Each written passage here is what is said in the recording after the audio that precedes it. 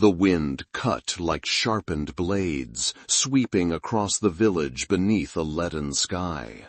In the midst of the storm, Keldur Jarnsson knelt in the snow, his gaze fixed on the fallen body of a strange man covered in dirty furs, desperate eyes staring up at him.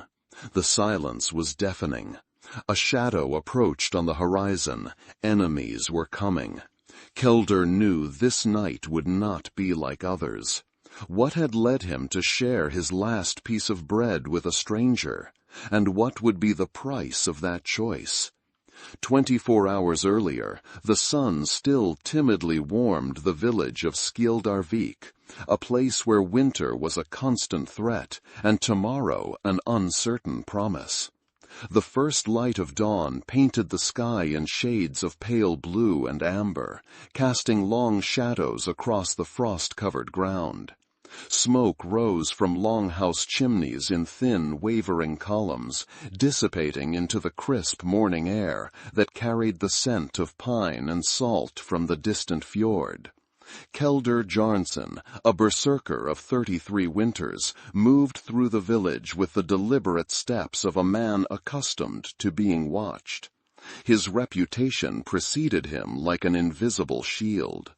Children peeked from behind wooden posts to glimpse the warrior whose rage in battle was said to be unmatched, a man who could tear through enemy lines as though possessed by the spirit of a bear. But few knew the weight he carried within.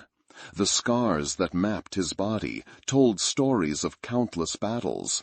The jagged line across his ribs from a Saxon spear, the puckered flesh on his shoulder from an arrow that nearly claimed his life, the faded marks across his knuckles from years of wielding sword and axe.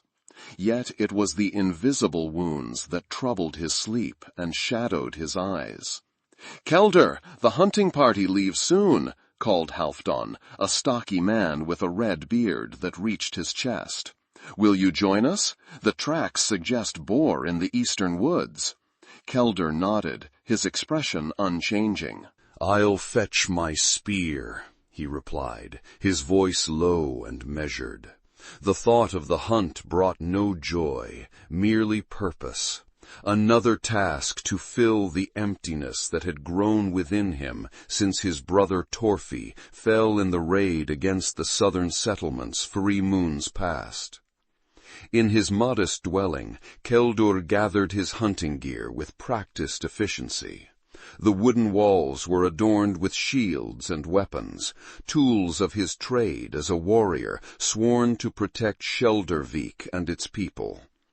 A small fire smoldered in the central hearth, casting flickering light on the single wooden table and bed covered with wolf furs. This was not a home of comfort, but of function, a reflection of the man himself. As he reached for his spear, his fingers brushed against the carved wooden figure hidden beneath his bedding, a small horse his brother had crafted for him before their last raid together. The memory surged unbidden. Torfi's laugh, the warmth of his hand on Keldur's shoulder, the promise that they would build their own settlement after one final season of raiding. Now Torfi lay beneath the cold earth, and Keldur carried the burden of surviving alone. The village of Skildarvik nestled between steep mountains and a narrow bay, isolated and vulnerable.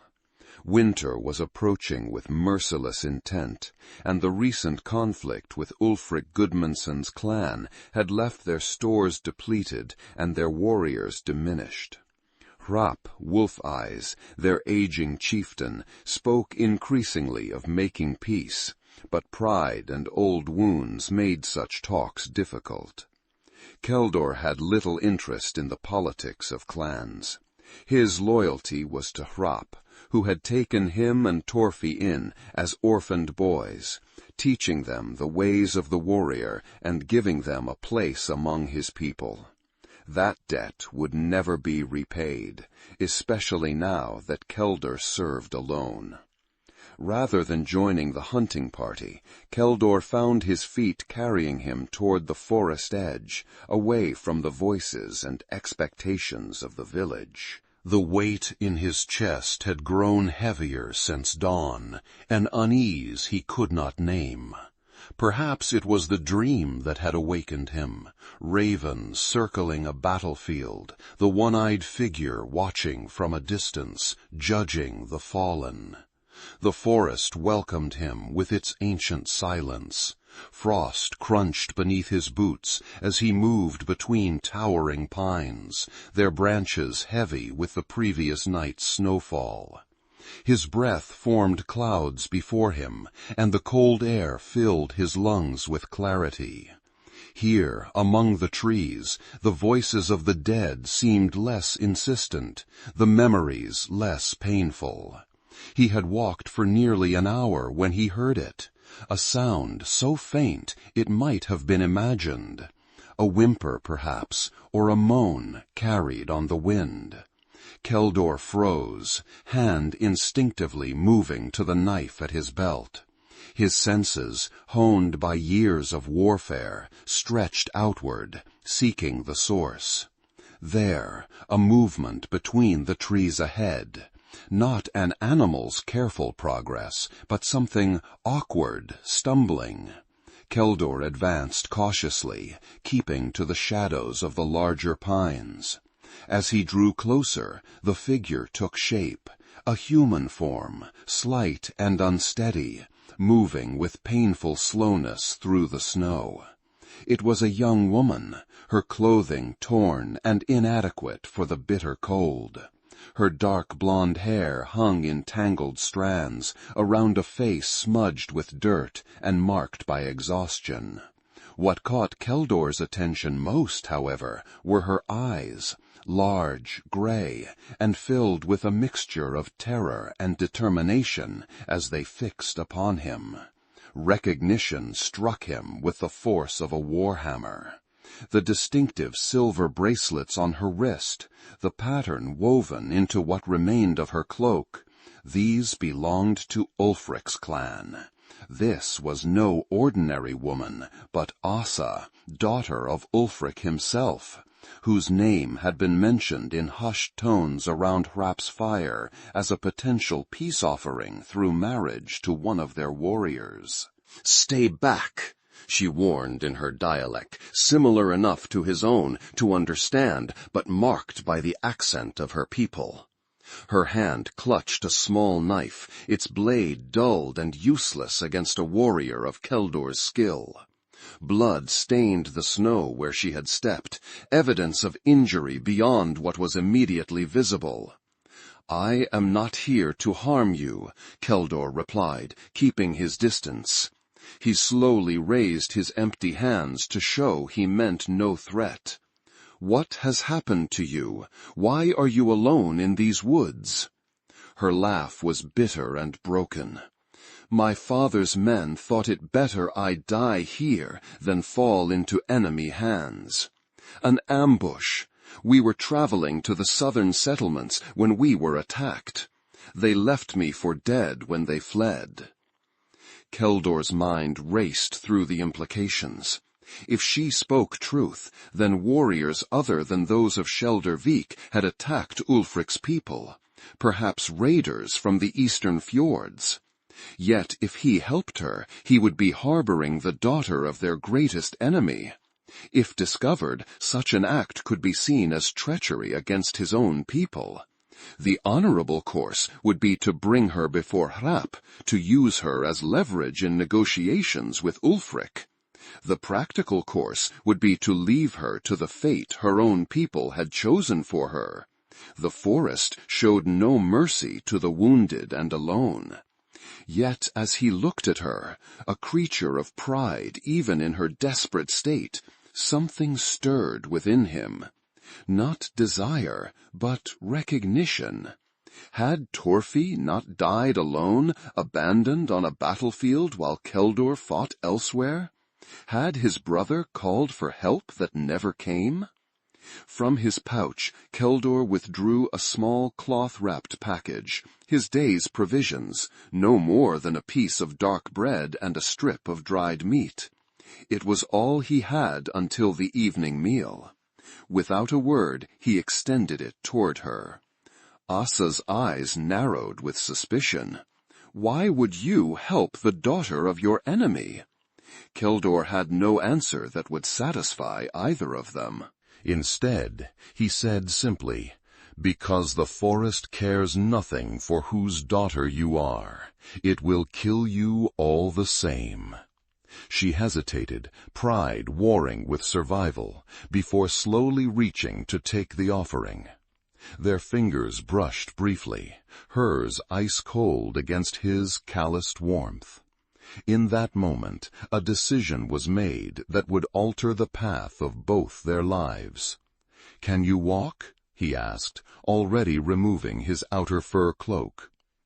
"I have been walking for 2 days," she replied, a spark of defiance in her voice despite her condition. "I can continue." "Not alone," Keldur said, draping the heavy cloak around her shoulders. It engulfed her smaller frame, the wolf fur collar rising almost to her eyes. "There is an abandoned hunter's hut not far from here. We can reach it before midday." The journey to the hut was slow and difficult. Asa refused his offer to carry her, though her limp worsened with each passing hour. Keldur walked beside her, occasionally steadying her with a hand beneath her elbow when she stumbled. Neither spoke much. Words seemed inadequate and dangerous in the space between them.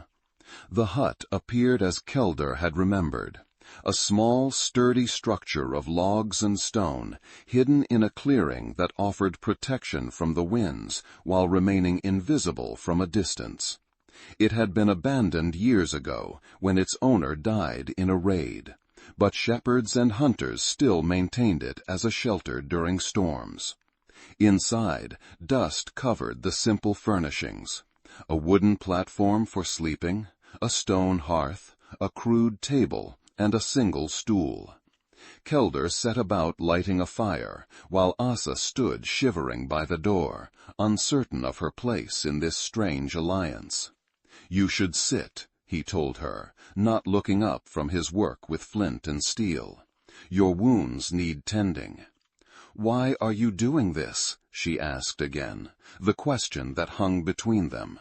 "You know who I am. You know what my father would do to any of your people found in our lands." Keldur paused, watching the spark catch in the tinder. "Perhaps I am tired of what men do to each other in the name of pride and vengeance." The flame grew, casting wavering light across his scarred face. "Or perhaps I simply did not wish to explain to the gods why I left a wounded woman to die when I could have helped." As the fire grew, warming the small space, Keldur examined Asa's injuries with clinical detachment. A deep gash on her leg had been crudely bound with strips torn from her underskirt. Smaller cuts and bruises marked her arms and face. Most concerning was the fevered heat he felt when his hand brushed her forehead. "These need cleaning," he said, retrieving a water skin and a small pouch of dried herbs from his belt. "It will hurt." She met his gaze steadily. "Pain and I are well acquainted." As he worked to clean and bind her wounds, Keldur noticed a mark on her left forearm. Not a battle injury, but a deliberate design. The symbol of Odin, the Valknut, 3 interlocked triangles, had been tattooed into her skin with remarkable precision. "You bear the mark of the All-Father," he observed, surprising himself by breaking the silence. Asa's hand moved instinctively to cover the symbol. "My mother was a seer. She said Odin marked me at birth. A raven landed on our roof the moment I drew first breath. She believed it meant I would witness great events." A bitter smile touched her lips. Perhaps dying in an enemy's hut is the great event. "This is not your death place," Keldur said with unexpected firmness. "Not today." As night fell, the hut became a small island of warmth in the freezing forest. Keldur had managed to snare a rabbit, providing them with a meager but welcome meal. The silence between them had gradually shifted from wary to something almost comfortable. Two people united temporarily against the common enemy of cold and hunger. Asa's fever had broken, and color had returned to her face. She watched Keldur across the fire as he methodically sharpened his knife, his movements precise and economical. "You are the one they call Iron Arm," she said suddenly, "the Berserker who killed 12 of my father's men in the battle at Raven's Ridge." Keldur's hand stilled. "I am. They say you fight like a demon, that no man can stand against you when the battle rage takes you." Her voice held no accusation, merely curiosity.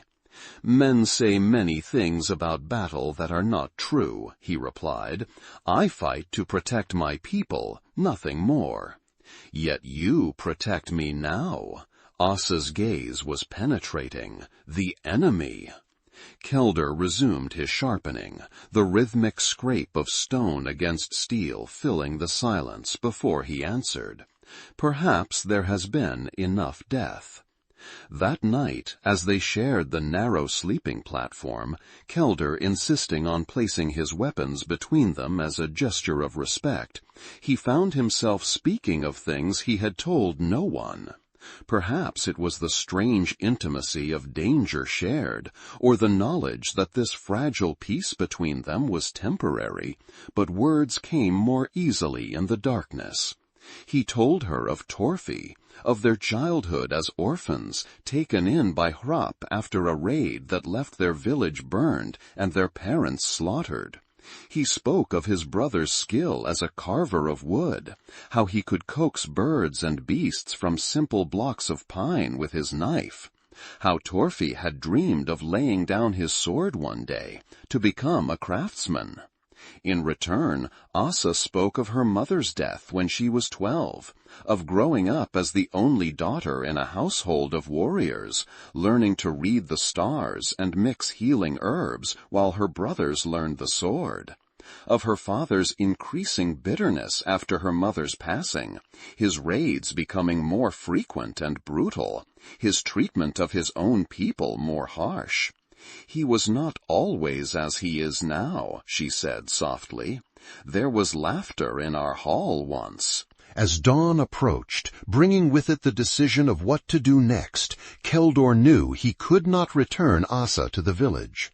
Hrap would use her as a hostage, and any chance of her survival would vanish like morning mist. Yet he could not keep her in the forest forever, nor could he escort her back to her father's lands without risking his own life. "I will return to the village today," he told her as they shared the last of the rabbit. "I must maintain appearances, or they will come looking for me. You will stay here, hidden. I will bring supplies when I can slip away." Asa nodded, understanding the precarious nature of their situation. "If I am not worth ransoming, I am worth even less dead. My father may already be telling tales of my heroic death. Then we must keep that tale true for now." Keldur gathered his weapons, preparing to leave. "Bar the door behind me. Open it for no one else." As he turned to go, Asa caught his wrist, her fingers surprisingly strong. "Why risk this for me, Keldur Ironarm? The truth this time." Keldur looked down at her hand on his arm, then met her eyes. "Because I am tired of being the man they think I am, the killer, the berserker. For one moment I wanted to be something else." He left her there, the memory of her touch lingering on his skin as he made his way back to Sjaldarvik, unaware that the wheels of fate had already begun to turn in ways he could not have foreseen. The village was in turmoil when Keldur returned. Warriors gathered around the central fire pit, their voices raised in argument. Hrap sat on his carved chair, his weathered face grave as he listened to a messenger, a man Keldur did not recognize, wearing the colors of a neutral clan from the western fjords. "Keldur," Halfdan called, spotting him at the edge of the gathering. "Where have you been? We have news." Before Keldur could fabricate an explanation for his absence, Hrap beckoned him forward. The chieftain's eyes, sharp despite his years and the source of his nickname, studied Keldur with unsettling intensity. "Our scout reports that Ulfric's daughter is missing," Hrap said without preamble. "A party of his warriors was ambushed 2 days' ride from here. Most were killed, but some escaped. The girl was not among the living or the dead."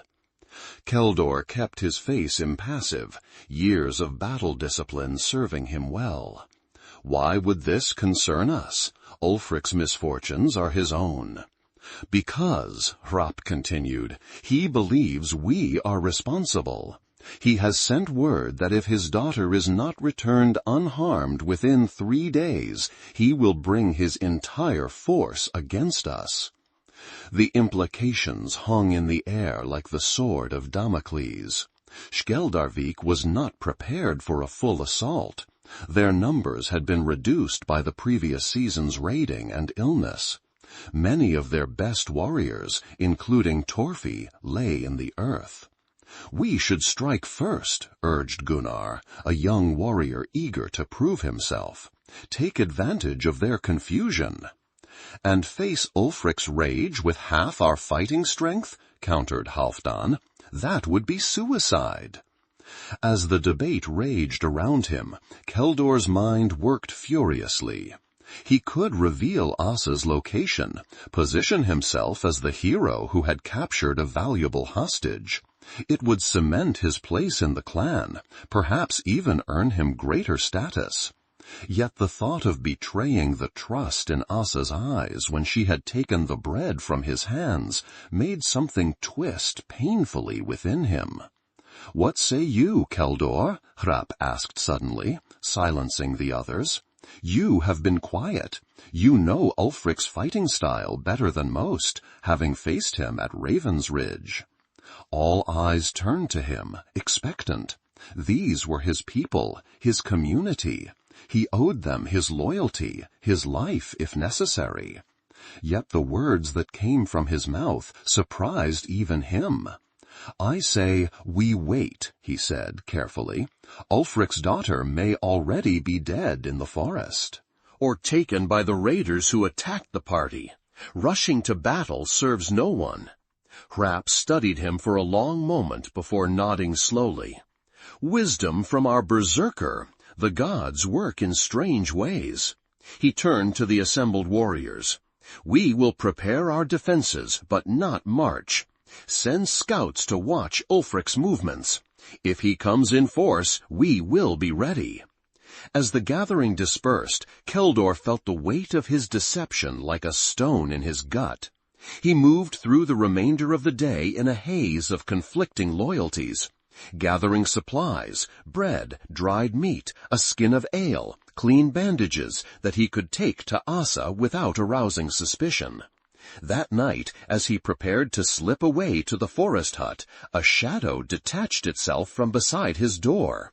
Keldur's hand flew to his knife, only to relax slightly when he recognized Frida, a shield maiden who had once shared his bed and his confidence, before the distance in his heart drove them apart. "You're hiding something, Keldur," she said without preamble. Her keen eyes took in the pack he carried. "Or someone." "What I do is my concern," he replied, harsher than intended. Frida stepped closer, lowering her voice. "Is it the girl, Ulfric's daughter?" When he didn't immediately deny it, she continued, There are rumors. A shepherd boy saw a warrior matching your description helping a wounded woman in the eastern forest yesterday. Cold fear gripped Keldur's spine. The boy is mistaken. Perhaps, Frida said, unconvinced, but others will hear these rumors too. Halfdan already questions why you missed the hunt. Gunnar watches you with suspicion. She placed a hand on his arm. Whatever you're doing, Keldur, be careful. The clan's trust is a fragile thing, especially now. With that warning, she melted back into the darkness, leaving Keldur with the uncomfortable knowledge that his secret might not remain so for long.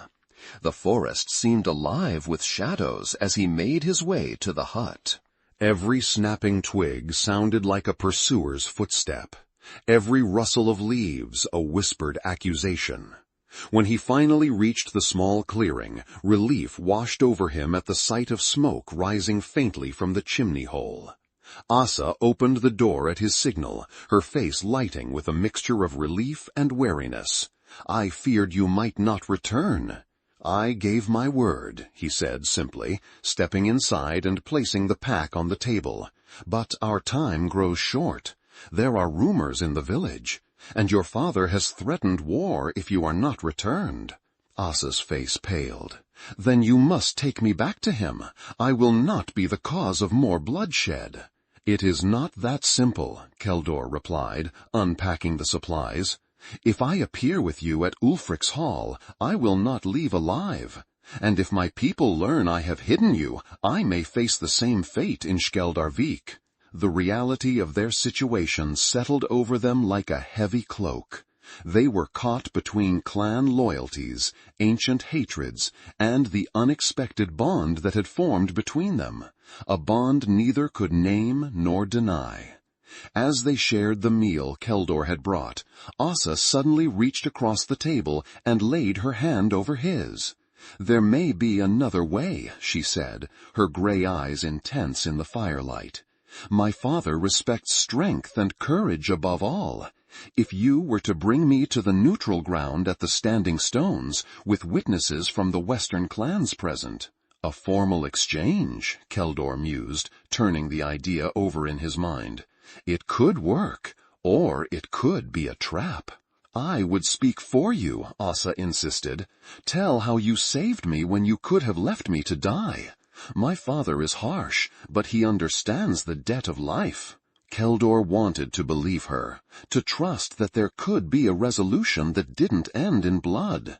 But experience had taught him that men like Ulfric rarely set aside their pride, even for their children. "We will consider it," he said finally, "but not tonight. Rest." Your strength returns, but slowly. That night, as they again shared the narrow sleeping platform, the symbolic barrier of weapons between them seemed less necessary, more a formality than a true division. In the darkness, Keldur found himself acutely aware of Asa's breathing, the slight movement as she shifted position, the scent of her hair, now clean from the water he had brought for washing. "Tell me about the Berserker rage," she asked softly into the darkness. "Is it true that no weapon can harm you when it takes you?" Keldur stared at the rough-hewn ceiling. "That is a tale for frightening children. The rage is a narrowing. The world shrinks until there is only the enemy before you and the weapon in your hand.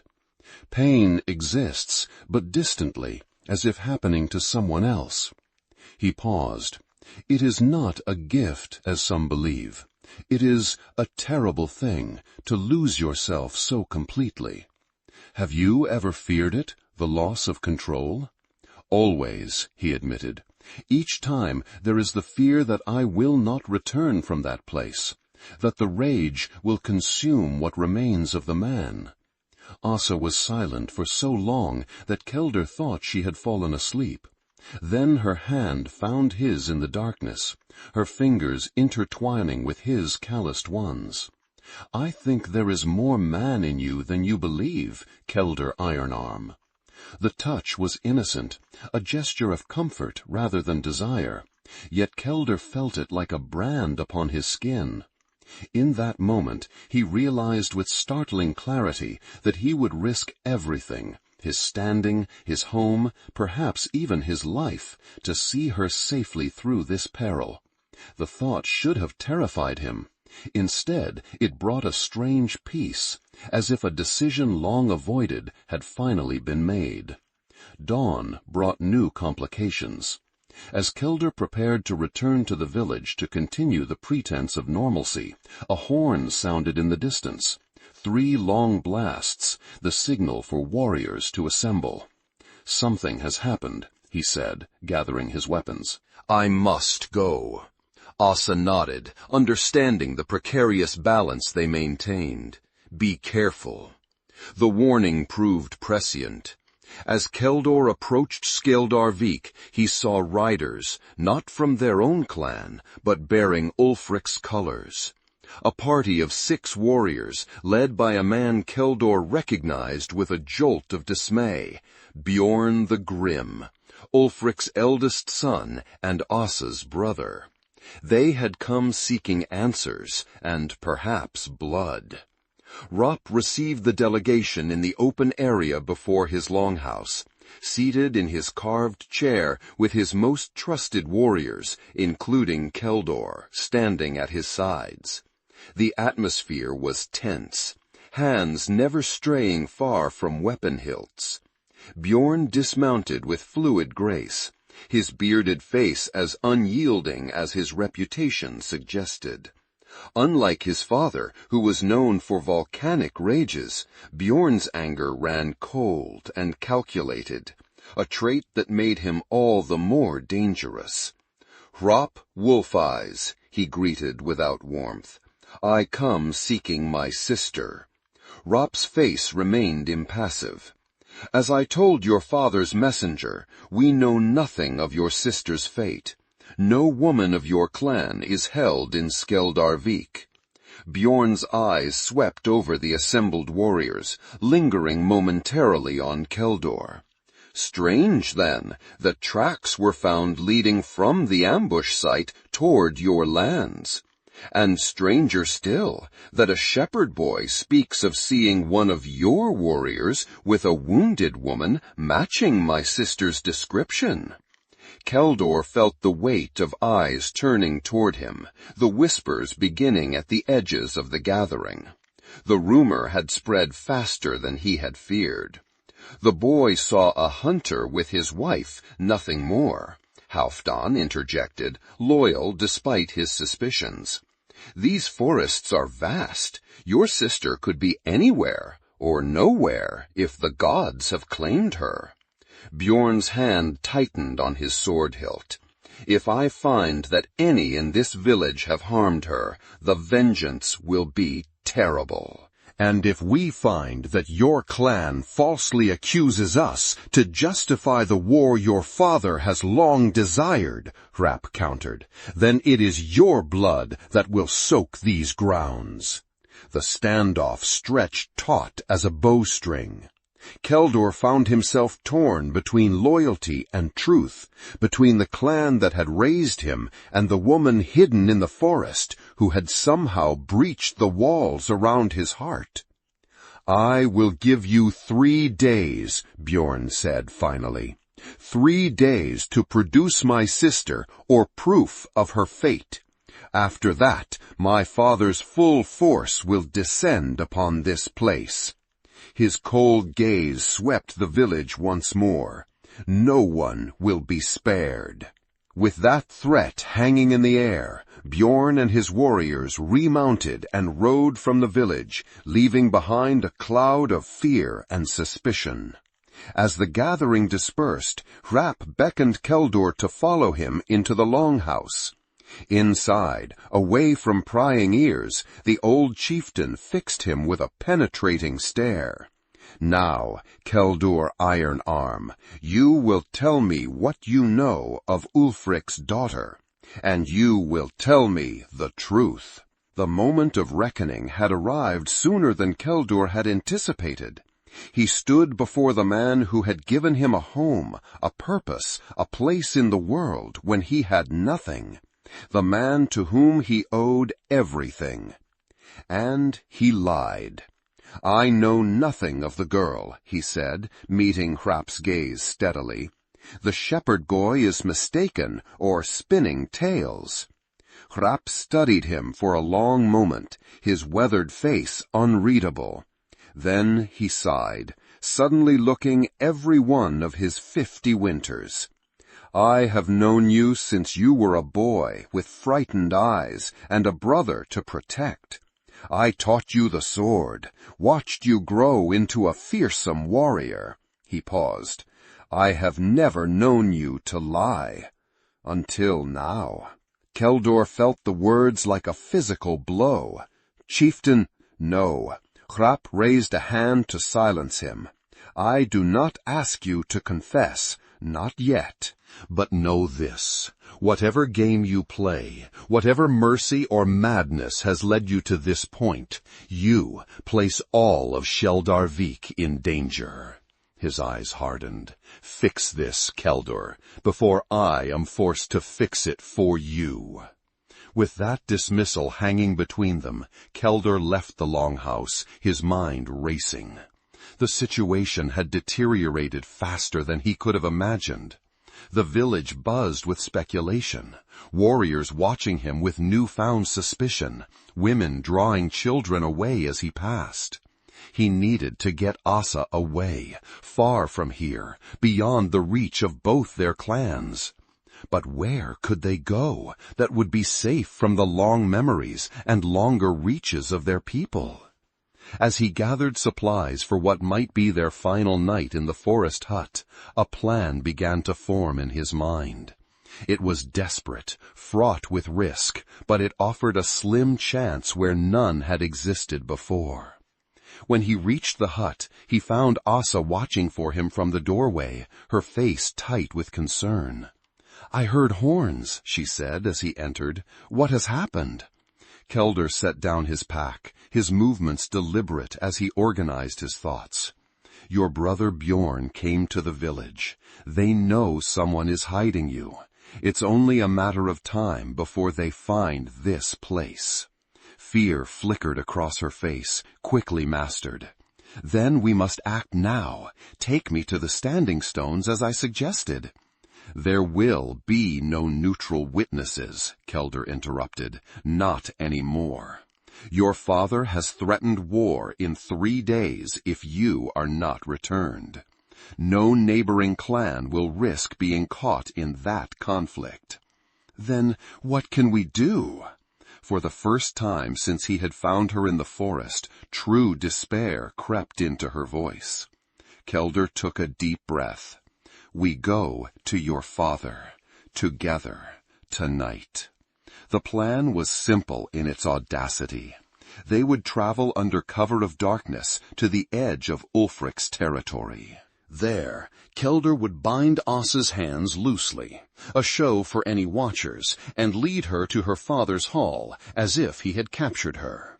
He would claim to be acting alone, against Hrap's orders, hoping to prevent the coming war. "My father will kill you the moment you enter our hall," Asa protested. "He cares nothing for peace." "Not if you speak for me," Keldur countered. "Not if you tell him I saved you when I could have left you to die. Your life for mine, a fair exchange." He did not add what they both knew, that even if Ulfric spared his life, Keldur could never return to Skjaldarvik. By acting without Hrap's knowledge, by concealing Asa's presence, he had already betrayed his clan. His home was lost to him regardless of the outcome. As they prepared for the journey, gathering what few possessions they had, Keldur felt a strange calm descend upon him. For years since Torfi's death, he had moved through life as if in a fog, fighting because it was expected, surviving because he knew no other way. Now, faced with the prospect of losing everything, he felt more alive than he had in memory. They left as twilight deepened into true darkness, a time when even the forest creatures grew quiet. The snow had stopped, but the cold was intense, their breath forming clouds that hung in the still air. They moved carefully, Keldur leading the way through paths only hunters knew, avoiding the main tracks where Bjorn might have left watchers. They had traveled perhaps half the night's journey, when Keldur suddenly raised his hand, signaling for silence. Ahead, through the trees, the flicker of torches moved. A search party, and from the direction, not from Ulfric's clan, but from Skeldurvik. Hrap had not waited for Keldur to fix the situation. He had sent men to find the truth. "We need to move faster," Keldur whispered, taking Asa's hand and pulling her deeper into the forest, away from the approaching lights. They ran as best they could through the snow-covered undergrowth, Asa's barely healed injuries slowing their pace. Behind them, shouts indicated the search party had found the abandoned hut, the still warm ashes in the hearth betraying how recently it had been occupied. The pursuit was swift and determined. Keldur recognized the voices calling his name. Halfdan, Gunnar, warriors he had fought alongside, men he had considered brothers. Now they hunted him as they would an enemy. "They're gaining," Asa gasped, her face pale with exertion and pain. "You should leave me. Save yourself." "That is not an option," Keldur replied grimly, scanning their surroundings for any advantage. Ahead, the ground sloped upward toward a ridge of rocky outcroppings, a defensible position if it came to that, though the thought of drawing weapons against his own clan filled him with dread. They had almost reached the ridge when a figure loomed suddenly from behind a massive pine. Frida, her shield on her arm and sword at her side, blocking their path. "I knew it was true," she said, her voice tight with emotion. "When they said you had betrayed us for Ulfric's daughter, I defended you. I said there must be another explanation." Her eyes moved to Asa, then back to Keldur. "What explanation is there, Keldur? What madness has taken you?" Behind them, the torches and voices drew closer. They had moments, no more. "She was wounded, alone," Keldur said, knowing how inadequate the words must sound. "I could not leave her to die." "So instead you risk all our lives?" Frida's voice rose in anger. "Ulfric will use this as the excuse he has sought for years to destroy us completely." "Not if we reach him first," Keldur countered.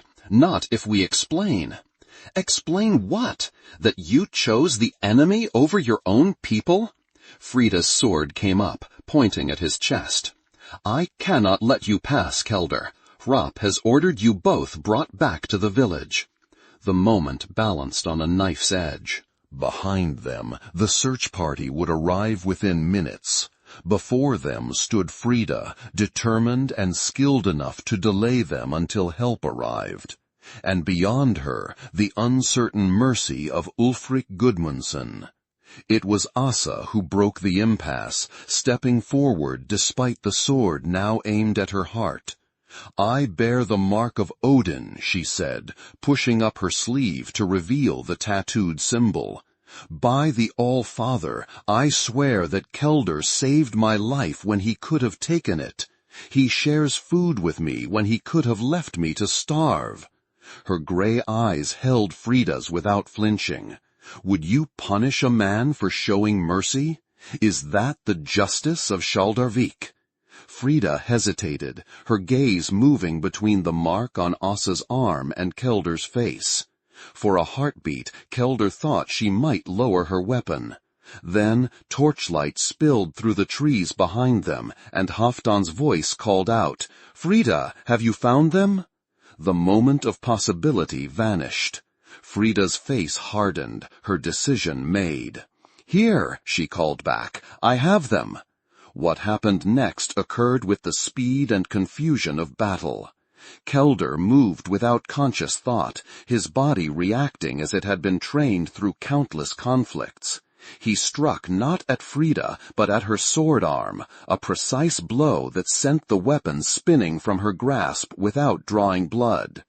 As she stumbled backward, Keldur grabbed Asa's hand and pulled her past the momentarily defenseless shield maiden, up the slope toward the ridge. "I'm sorry," he called back to Frida, the inadequate words lost in the shouting that erupted as the search party burst into view. They reached the rocky outcropping just as arrows began to fly, thudding into the trees around them. Keldur pushed Asa behind a large boulder, shielding her with his body as he assessed their options. The ridge offered protection from below, but it was also a trap. There was nowhere to go but along the exposed top or back down into their pursuers. "We cannot stay here," Asa said, reading the grim calculation in his eyes. "They will surround us by dawn." Keldur knew she was right.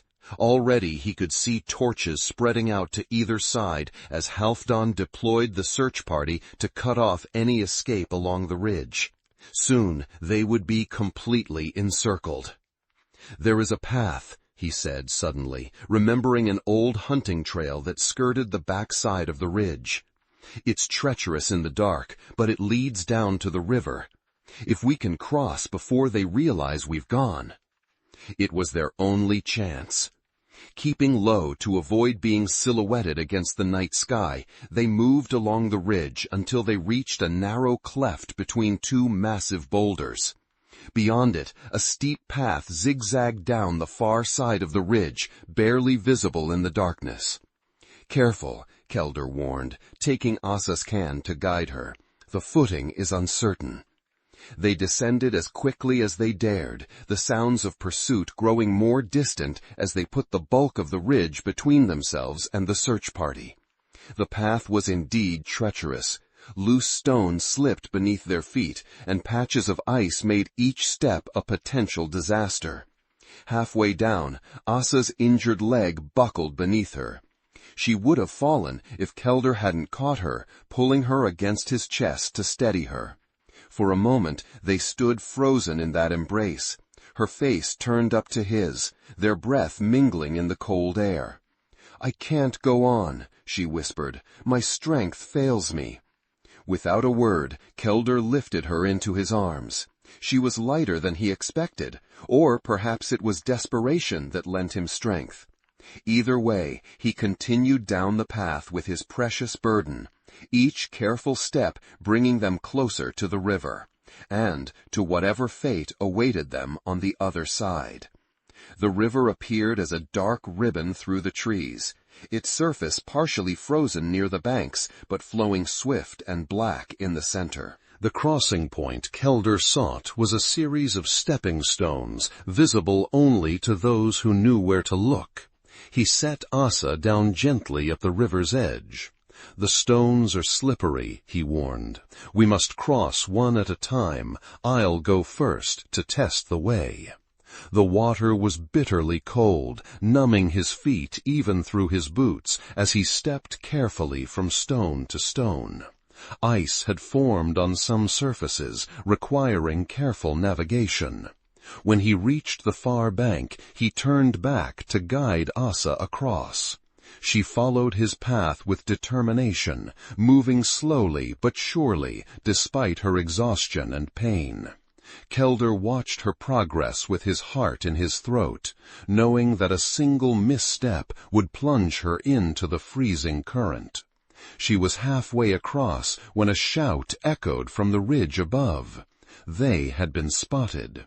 In the same moment, Asa's foot slipped on an icy stone. She teetered, arms windmilling desperately for balance. Keldur lunged forward without hesitation, wading into the frigid water to catch her before she fell. The shock of cold stole his breath, but his hands found her waist, steadying her, then lifting her the remaining distance to the shore. They collapsed together on the far bank, soaked and shivering. Behind them, on the ridge, torches moved rapidly toward the river path. They had minutes at most before the pursuit would reach the crossing. "We must keep moving," Keldur gasped, fighting the numbness that threatened to overtake his limbs. "Ulfric's territory begins beyond the next rise." But as they struggled to their feet, a new sound reached them, hoofbeats approaching rapidly from the direction they intended to flee. Riders were coming, and from the wrong direction. "We're trapped," Asa whispered, the despair in her voice cutting Keldur more deeply than the cold. He drew his sword, with fingers so numb he could barely feel the hilt. "Stay behind me," he ordered, positioning himself between Asa and the approaching riders. The horsemen emerged from the trees, 6 of them, moving with the confidence of those on familiar ground. At their head rode a figure Keldur recognized instantly, Bjorn the Grim, his face illuminated by the torch he carried. Across the river, Halfdan and the search party from Skjaldarvik had reached the bank, their shouts falling silent as they too saw the new arrivals. For a moment the tableau held, Keldur and Asa on the narrow strip of shore, Bjorn and his warriors before them, Halfdan and the Skjaldarvik man across the river. Then Bjorn dismounted, handing his torch to one of his men as he approached. "So it is true," he said, his cold eyes moving from his sister to Keldur. "The Berserker took you." Before Keldur could respond, Asa stepped forward, placing herself between her brother and the man who had saved her. "He found me wounded in the forest and showed me mercy," she said firmly. "He has protected me at great cost to himself." Bjorn's expression didn't change. "Step aside, sister. This man is our enemy. He will answer for taking you." "He didn't take me," Asa's voice rose in frustration. "He saved me when our own men left me for dead." A murmur ran through Bjorn's warriors at this accusation. Bjorn himself narrowed his eyes. "What lies has he told you? Our men searched for you for days after the ambush." "Not all of them," Asa countered. "Egil and his hunters fled when the raiders attacked. I saw them leave me behind." Her voice hardened. "Ask them, brother. Look them in the eyes and ask if they abandoned their chieftain's daughter to die alone." Across the river, Halfdan called out, "Keldur, return with us to Skjaldarvik. Rapp will hear your explanation." Caught between the two forces, Keldur knew the next moments would determine not just his fate, but potentially that of both clans. If blood was shed here, at this river crossing, it would spark the war that had been brewing for years. Slowly, deliberately, he sheathed his sword. "I will go with neither of you," he announced, his voice carrying across the water and through the assembled warriors, "not as prisoner or fugitive." Bjorn's hand moved to his own weapon. "You have no choice, Berserker." "There is always a choice," Keldur replied, standing straighter despite the cold that threatened to buckle his knees. "I choose to speak truth before both clans." He turned to address both groups of warriors. "I found Asa Ulfriksdottir wounded and alone in the forest. I shared my last bread with her and sheltered her when I could have left her to die or taken her captive." He paused, letting his gaze move between Halfdan and Bjorn. "I did this not for advantage or ransom, but because there has been enough death between our people. Enough orphans made, enough blood spilled on frozen ground." "Pretty words," Bjorn scoffed, "but words mean nothing against years of raids and killing." "Then let this be more than words," Keldur challenged. "Let this be the beginning of something different." He turned to Halfdan across the river. "Tell Hrap that I acted alone, without his knowledge. The responsibility is mine, not Skjaldarvik's." Then to Bjorn, "And tell your father that his daughter lives because a man he calls enemy chose mercy over vengeance. Ask him if he can do the same." A heavy silence fell over the gathering. Even the river seemed to quiet its rushing, as if listening for the response that would shape the fate of all present. It was Asa who broke the silence, her voice clear in the still night air. "I bear witness before Odin All-Father that what Keldur Ironarm says is true. He has shown honor where others showed cowardice." She turned to face her brother directly. "If father wants war, he will have it, but he will do so knowing he fights against the man who saved his daughter's life." Bjorn's face remained impassive, but something shifted in his eyes, a calculation perhaps, or the first seed of doubt. After a long moment, he stepped back.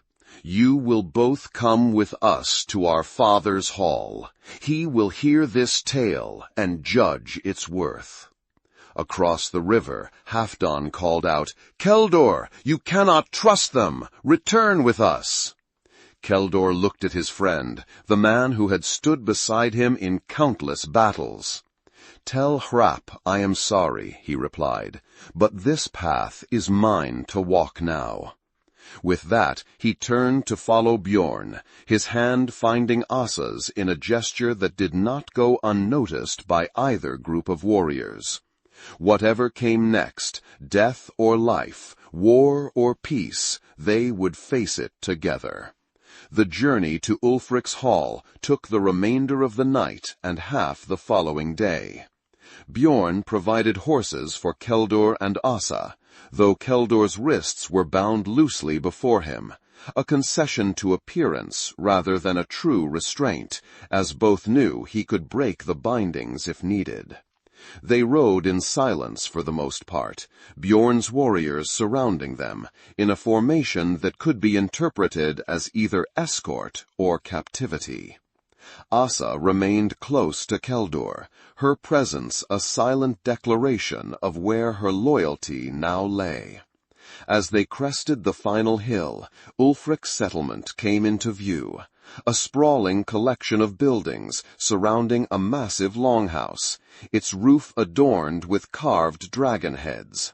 Smoke rose from multiple hearths, and people moved about their daily tasks, unaware of the drama about to unfold within their walls. "My father will be in the great hall," Bjorn said, breaking his long silence. "He hears disputes at midday." He turned in his saddle to fix Keldur with a penetrating stare. "Whatever happens next, Berserker, know that I honor your courage in coming here willingly." It was as close to respect as Keldur could expect from Ulfric's son, and he acknowledged it with a nod. Word of their arrival spread quickly through the settlement. People stopped their work to stare as the party rode through, whispers following in their wake. The return of the chieftain's daughter, presumed dead, alongside a bound warrior from their enemy clan, was a sight none had expected. At the entrance to the great hall, Bjorn dismounted and gestured for the others to do the same. "Remove his bindings," he ordered one of his men. "He walks as a man, not a prisoner." The warrior hesitated. "But the chieftain—" "Do it," Bjorn commanded. "If my father orders him bound again, so be it. But he will not say we treated dishonorably the man who returned his daughter."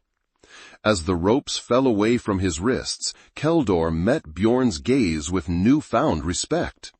Perhaps there was hope, after all, that reason might prevail over generations of hatred. The interior of the great hall was dimly lit by fire pits and smoking torches, the air heavy with the scent of wood smoke and roasted meat.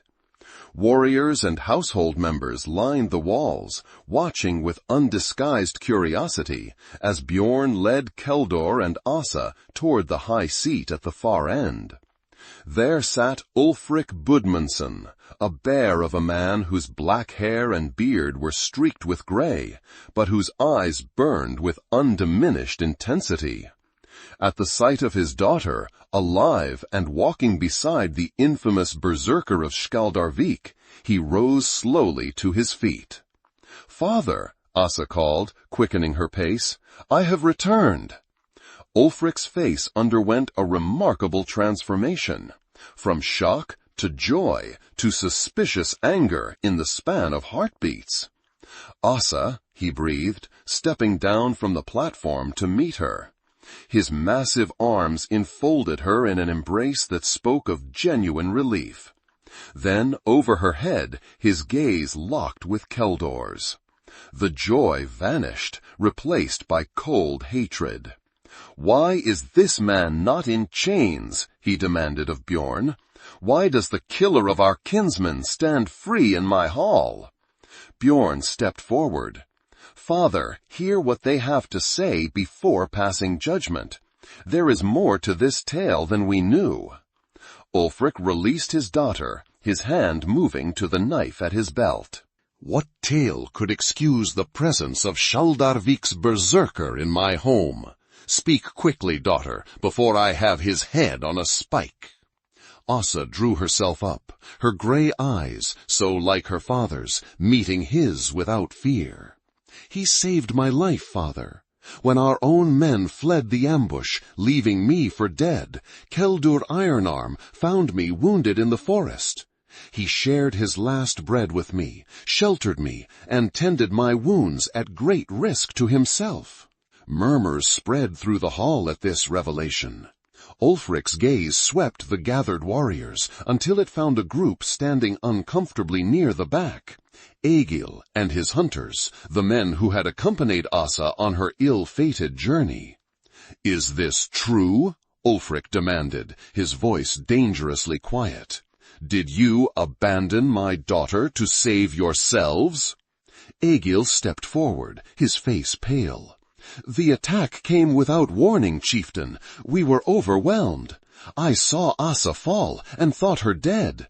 We had no choice but to—" "There is always a choice," Keldur interrupted, speaking for the first time since entering the hall. "As there was a choice when I found your daughter bleeding in the snow. As there is a choice now for all of us." Ulfric's attention snapped back to Keldur, his expression thunderous. "You dare speak in my hall, Berserker? You who have killed more of my men than any other?" "I speak as a man tired of killing," Keldur replied steadily. "As one who has seen too many good warriors, on both sides, go to their graves for a feud that benefits neither clan." A tense silence fell over the hall. Even Ulfric, known for his quick temper, seemed momentarily at a loss for words in the face of such direct challenge. It was Asa who broke the impasse, stepping between her father and Keldur. "I bear the mark of Odin," she declared, pushing up her sleeve to reveal the tattooed symbol. "By this mark, I swear that what Keldur says is true. He acted with honor when our own failed us." She turned to face the assembled warriors and household members. "Is this not what we claim to value above all? Honor, courage, loyalty?" Ulfric stared at his daughter, seeing perhaps for the first time not the child he had protected, but a woman with the strength and conviction of her mother. When he spoke again, his voice had lost some of its edge. "You vouch for this man, an enemy of our clan?" "I do," Asa replied without hesitation, "with my life." Ulfric's gaze moved from his daughter to Keldur, studying him with new intensity. "They say you fight like one possessed in battle, that no man can stand against you when the rage takes you." "They say many things," Keldur answered, "some true, some not. What is true is that I am tired of burying friends, of seeing mothers weep for sons who will never return, of watching children grow up without fathers because of a hatred older than they are." His words hung in the air, simple yet profound in their honesty. Around the hall, heads nodded in reluctant agreement. Warriors who had lost brothers, fathers who had buried sons, all casualties of the endless cycle of raid and counter-raid. Ulfric sank back onto his high seat, suddenly looking older than his years. "What would you have me do, Berserker? Forget the blood that has been spilled?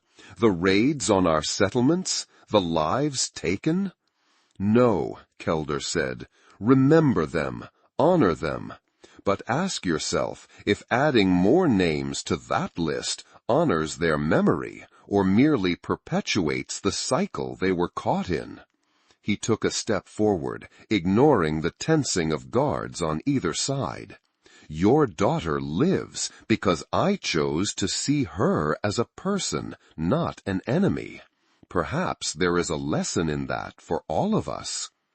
The hall fell silence once more, all eyes on Ulfric as he considered Keldur's words. The chieftain's hand still rested on his knife, but the white-knuckled grip had relaxed somewhat. Finally he spoke. "You return my daughter to me when you could have used her as hostage. You come to my hall knowing I might kill you where you stand." A hint of grudging respect entered his voice. "There is courage in that, at least." He rose from his seat and descended to stand before Keldur, his massive frame towering over even the Berserker's substantial height. "I will not thank you for doing what any decent man should do," he said gruffly, "but neither will I kill you for it." He turned to address the hall.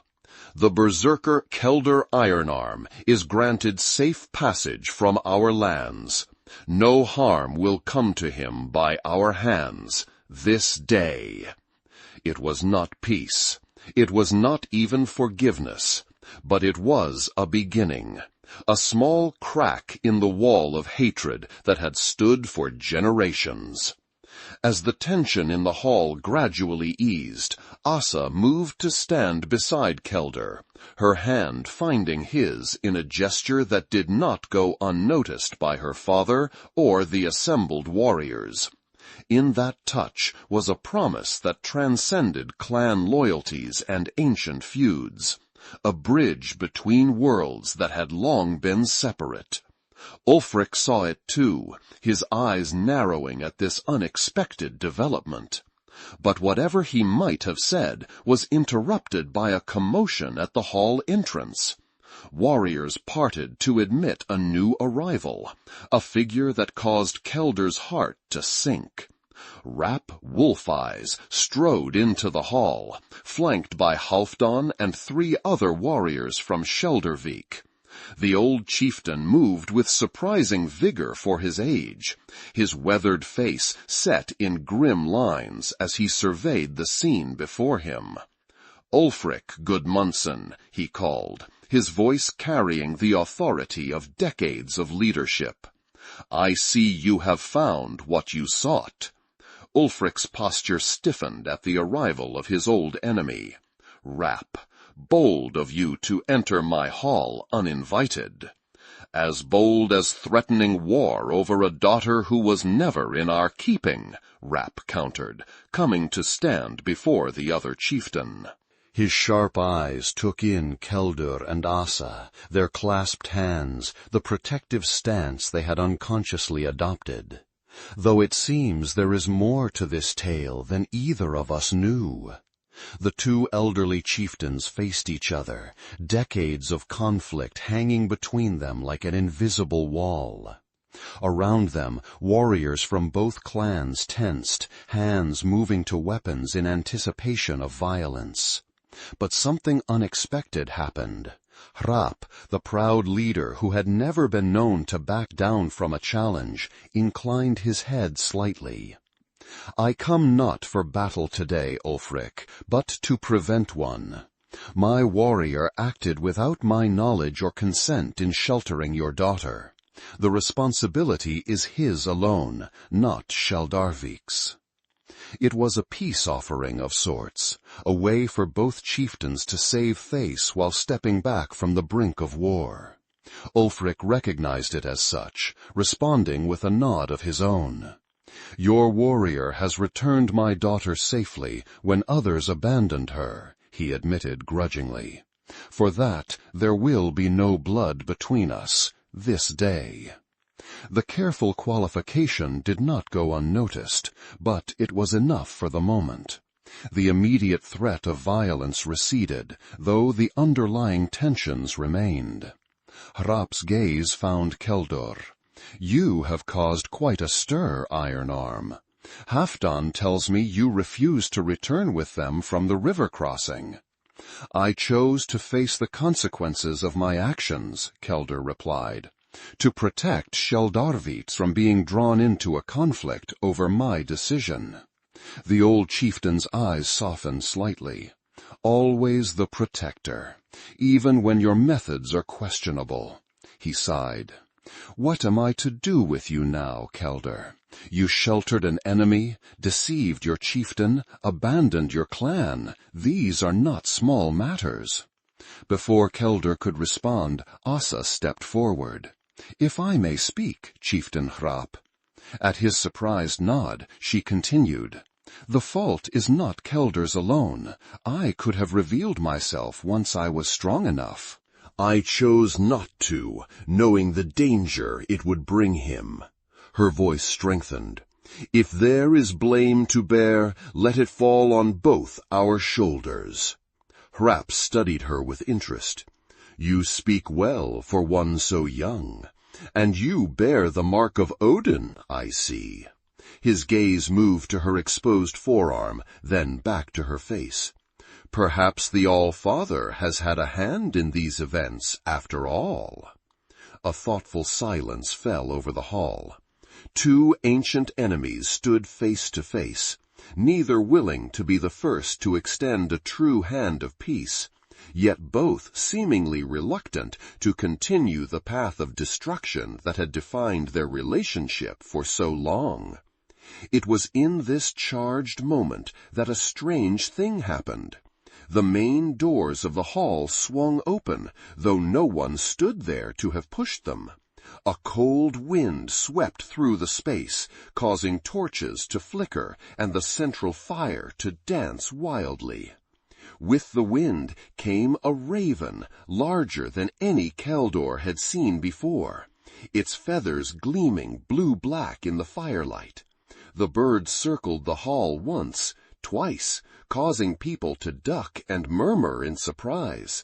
Then it landed on the high seat that Ulfric had vacated, a presumption that would have earned any man a swift death. The raven fixed the assembled humans with an unnervingly intelligent gaze, its head tilting as if in consideration. Then it opened its beak and uttered a single harsh cry that echoed through the suddenly silent hall. "Huggin!" whispered an old woman near the back, one of the settlement's seers. "Thought raven of Odin." As if in confirmation, the bird spread its massive wings and launched itself back into the air, circling once more before flying out through the still open doors. The wind died as suddenly as it had come, leaving behind a hall full of warriors and chieftains united in their awe at the omen. Hrap was the first to recover, his weathered face solemn. "I have lived long enough to recognize when the gods speak, Ulfric Gudmundsson." "Have you?" The other chieftain nodded slowly, his eyes still fixed on the doorway where the raven had disappeared. "Odin sends his messenger on the day your warrior returns my daughter." He turned to look at Keldur and Asa, standing together before both clans. "Perhaps," Hrap agreed, "it is time for old men to listen to younger voices, to consider that there might be paths we have not walked because pride blinded us to their existence." It was not a declaration of peace. It was not an end to generations of conflict. But it was an acknowledgment that change was possible, that the patterns of the past need not dictate the shape of the future. In the days that followed, tentative negotiations began between the clans. Keldur and Asa found themselves in the unusual position of being both outsiders and central figures in a drama larger than themselves. Neither fully trusted by their birth clans, yet respected for the courage they had shown, they occupied a unique middle ground between the two communities. Winter settled over the land with its customary harshness.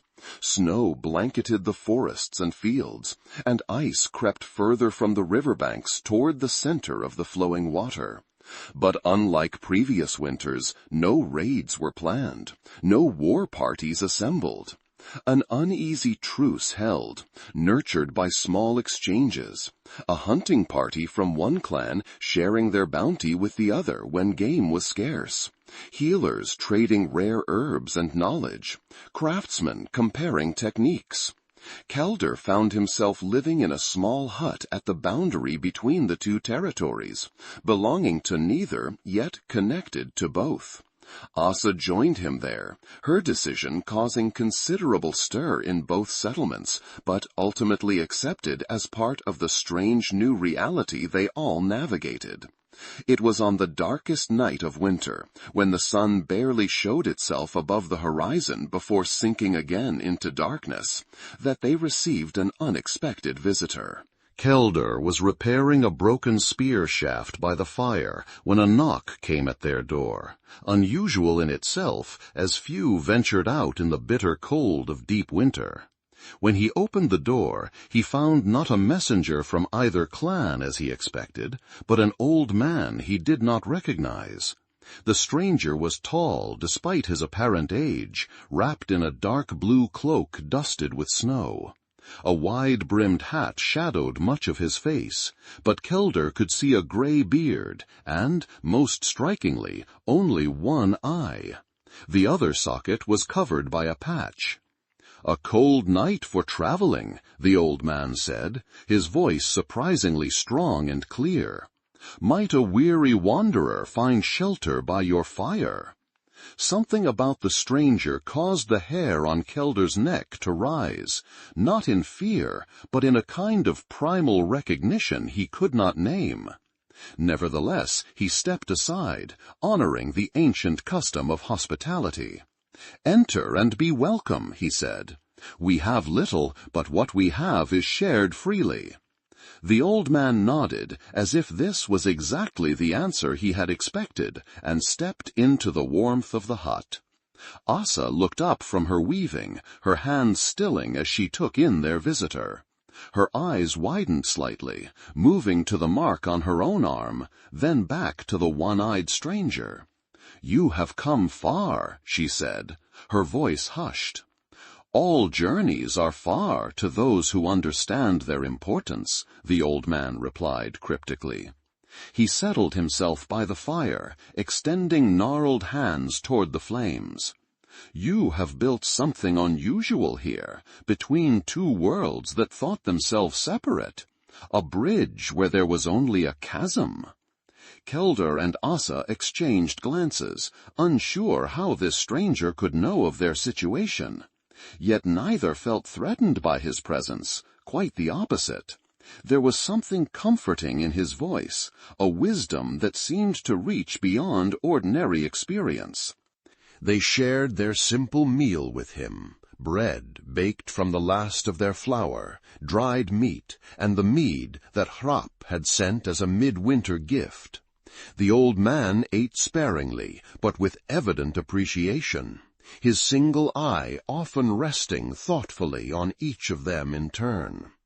As the night deepened and the fire burned low, he finally spoke of why he had come. "The path you have chosen is not easy," he said, his voice taking on a resonant quality that seemed to fill the small space. To stand between clans, between old hatreds, requires a courage few possess. Yet it is such bridges that will shape the world to come.